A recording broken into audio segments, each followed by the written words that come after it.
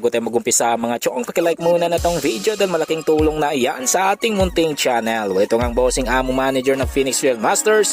Walang iba kundi si Mr. Dennis Uy ay super galante nga sa kanyang mga players at mga coaching staff ngayong conference. Ayon pa sa report, bago magsimula ang laban ng Phoenix at Meralco Bulls kagabi ay kinausap mismo sa locker room ni Boss Dennis Uy ang kanyang mga coaching staff at mga players kung saan minotivate nito ang kanyang mga tao. At syempre surprise ang sinabi na may times 3 bonuses ang lahat na nagbigay naman ng kasiyahan sa lahat na nasa loob ng locker room. Sa bang balita, punta naman tayo sa gaping ng Phoenix Fieldmasters na si Tyler Teo na nanungkit ng itlog sa laban kagabi kontra Meralco Bulls. Ayon pa sa report, nagilap o tinamaan ng kamay ni Tyler Teo ang private part ng import na si Shannon Miller na namilipit sa sakit matapos ang insidente. Sinabi naman ni Tyler Teo na hindi niya sinadya ang nangyari at agad naman siya nag-apologize sa import na malugod naman na tinanggap ng nasabing import.